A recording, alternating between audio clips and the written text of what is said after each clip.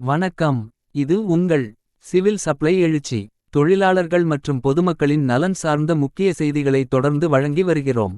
இன்று திருவாரூர் மாவட்டத்தில் இருந்து வந்துள்ள ஒரு அதிர்ச்சி தரும் மற்றும் கவலைக்கிடமான செய்தியை பார்க்கலாம்.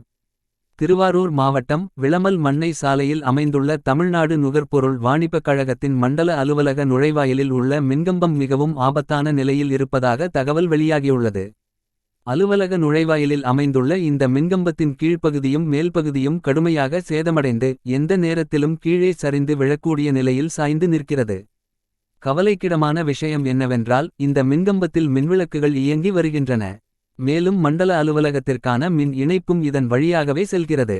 காற்று வீசும் போதெல்லாம் மின்கம்பம் பலமாக ஆடுவதாகவும் பலத்த காற்று வீசும் சூழலில் எந்த நேரத்திலும் கீழே விழும் அபாயம் உள்ளதாகவும் அங்கு பணிபுரியும் ஊழியர்கள் அச்சம் தெரிவிக்கின்றனர்.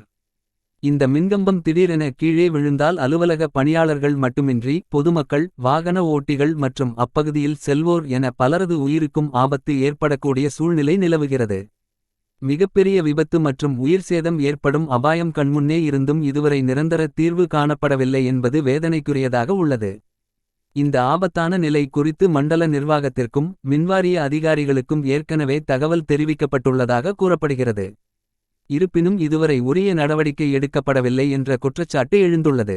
எனவே தமிழ்நாடு நுகர்பொருள் வாணிபக் கழகத்தின் உயரதிகாரிகள், மண்டல நிர்வாகம் மற்றும் மின்வாரிய அதிகாரிகள் உடனடியாக தலையிட்டு சேதமடைந்த மின்கம்பத்தை அகற்றி புதிய மின்கம்பம் அமைத்து ஏற்பட உள்ள அசம்பாவிதத்தை தடுக்க நடவடிக்கை எடுக்க வேண்டும் என்று பணியாளர்கள் மற்றும் தமிழ்நாடு நுகர்பொருள் வாணிபக் கழக பொதுத்தொழிலாளர் சங்கம் சேடியு வலியுறுத்தியுள்ளது.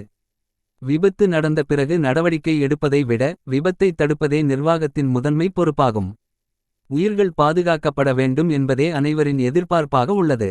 இந்த விவகாரத்தில் சம்பந்தப்பட்ட அதிகாரிகள் உடனடியாக நடவடிக்கை எடுத்து பணியாளர்கள் மற்றும் பொதுமக்களின் பாதுகாப்பை உறுதி செய்வார்களா என்பதை பொறுத்திருந்து பார்ப்போம்.